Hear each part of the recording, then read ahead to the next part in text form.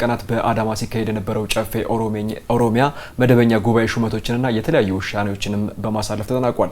ጨፌው በማጠቃለያው የኦሮሚያ ጠቅላይ ፍርድ ቤት ፕሬዝዳንት አቶ ገዛሊ አባ ሲመልን ዳኞችን ለጨፌው ያቀረቡ ሲሆን ዳኞችም ቃለ መሐላ ፈጽመዋል። ለጨፌው ለቀረቡት 88 የወረዳ ዳኞች ሹመት ውስጥም 26 የሚሆኑት ሴት ዳኞች ናቸው። በተጨማሪም ጉባኤው የኦሮሚያ ወጣቶችና ስፖርት ቢሮ ኃላፊ ወይዘሮ ሮዛ ቢያን ሹመትን ማጽድቋል። ጨፌው የአንድ የምክር ቤት አባልንም ያለመከሰስ መብት አንስቷል። አዳነች አበበ ውሎውን ተከታታለች፣ እዚህ ትገኛለች። እንደምን ዋልሽ? ምን አይነት ተጨማሪ ሀሳቦች ተንሸራሸሩ? ምን አይነትስ ተጠባቂ ነገሮች ተከናወኑበት? እናንሳሱ። መልካም አመሰግናለሁ አለምሰገድ። እንዳነሳው ለሁለት ቀናት በአዳማ ገልመ አባገዳ አዳራሽ ነበር ሲካሄድ የነበረው መደበኛው የጨፌ ጉባኤ።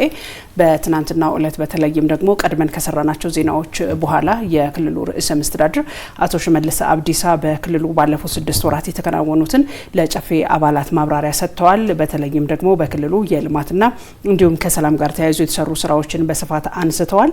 ከዚህ ጋር በተያያዘ በተለይም ከልማት ጋር ተያይዞ በሁሉም አካባቢዎች በገጠር በከተማ የአርሶ አደሩን የአርብቶ አደሩን እንዲሁም ደግሞ የከተማውን ነዋሪ ህይወት ለመቀየር የተሰሩ ስራዎችን አንስተዋል። በከተሞች ካነሳን በተለይ ከተሞችን ዘመናዊ በማድረግ ለኑሮም እንዲሁም ደግሞ ስራ ምቹ ከማድረግ ጋር ተያይዞ የተሰሩ ስራዎችን የኮሪደር ልማቶችን አንስተዋል። በተለይ በዋና ዋና በሚባሉ የክልሉ ከተሞች ውጤታማ የሆነ ስራ የተሰራባቸው ናቸው። በሌሎች አካባቢዎችም ይሄ እንደሚቀጥል አንስተዋል። ከዚህ ውጪ የአገልግሎት አሰጣጥን ማዘመን ጋር ተያይዞ የተሰሩ ስራዎችንም እንደዚሁ አንስተዋል። ይሄ ደግሞ ዋና አላማው ህብረተሰቡ የሚማረርበትን የአገልግሎት አሰጣጥ ችግር ለመቅረፍ ታሳቢ ያደረገ እንደሆነም ነው ያነሱት። ከዚህ ውጪ የስራ እድል ፈጠራ ጋር ተያይዞ በጣም ሰፊ የህዝብ ቁጥር ያለበት ክልል እንደሆነ ይታወቃል የኦሮሚያ ክልል። ከዚህ ጋር በተያያዘ የስራ አጦችን ችግር ለመቅረፍና ለስራ ለመስጠት የተለያዩ ስራዎች ሲሰሩ እንደነበር ነው የተነሳው። እንግዲህ ባለፉት የ6 ወራትን ከተመለከትን 1.1 ሚሊዮን ያህል ዜጎች የስራ እድል ተጠቃሚ ሆነዋል።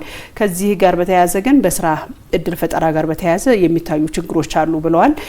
የስራ ብዙዎች ከክህሎት ጋር ተያይዞ የሙያ ባለቤት ያለመሆን አለ። ይህንን ለመቅረፍ ግን የተለያዩ የሙያ ስልጠናዎችን ሲሰጥ እንደነበረ አንስተዋል። የስራ ባህል ያለመዳበርም እንደዚሁ ችግር እንዳለ ነው ያነሱት። እነዚህን መቅረፍ ያስፈልጋል በቀጣይ ሲሉ ነው የተናገሩት ማለት ነው። ከዚህ ውጪ ደግሞ እስካሁን ለተሰሩ ስራዎች የክልሉ ህዝብ እንዲሁም የክልሉ አመራርና በየደረጃ ያሉት ማለት ነው አስተዋጽኦቸው ከፍተኛ እንደሆነ አንስተዋል። ለተገኙ ውጤቶች በመበረታታት በቀጣይ ደግሞ ለሚሰሩ ክፍተት ለታየባቸው ሁሉም ጥረቱን እንዲያደርግ ነው እስከ አመሻሽ ድረስ በሰጡት ማብራሪያ ላይ ርዕሰ መስተዳድሩ ያነሱት። ይህንን የመስራት ቁርጠኝነት የሁሉም ነው ሲሉ ነው የተናገሩት። ቀጣይ መስራት ያለበት ስራዎች እንዳሉ ሆነው ዛሬም እንግዲህ በተመሳሳይ የጨፌ ጉባኤ ቀጥሎ ነበረ። በዚህም የተለያዩ ውሳኔዎችን ያሳለፈበት ነው። በቀዳሚነት እንግዲህ የክልሉ በወረዳ ደረጃ የሚሰሩ የዳኞችን ሹመት ያጸደቀበት ነው። በተለይም የክልሉ ጠቅላይ ፍርድ ቤት ፕሬዝዳንት አቶ ገዛሊ አባ ሲመል ተሿሚዎችን አቅርበዋል። ይሄ ደግሞ ዋናው ትኩረት የተደረገበት የፍትህ ስርዓቱ ላይ የሚታዩ የሰው ኃይል እጥረትን ለመቅረፍና በዚህ ደግሞ አገልግሎት አሰጣጥን ቀልጣፋ ለማድረግ ታሳቢ በማድረግ የተሰራበት እንደሆነ ነው የዳኞች ሹመት ላይ የተናገሩት ማለት ነው።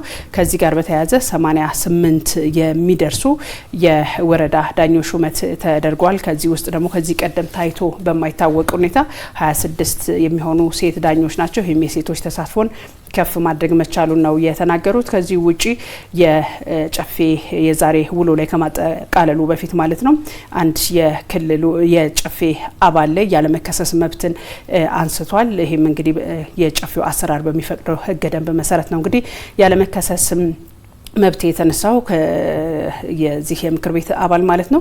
ከዛ ውጪ ደግሞ በክልሉ የወጣቶችና ስፖርት ቢሮን እንዲመሩ የተሾሙትን ሮዛ አባቢያ ሹመትን እንደዚሁ አጽድቋል ማለት ነው። የተለያዩ ስራዎችም በቀጣይ እንደሚሰሩ ቃለ መሐላቸው ፈጽመዋል ማለት ነው የወይዘሮ ሮዛ።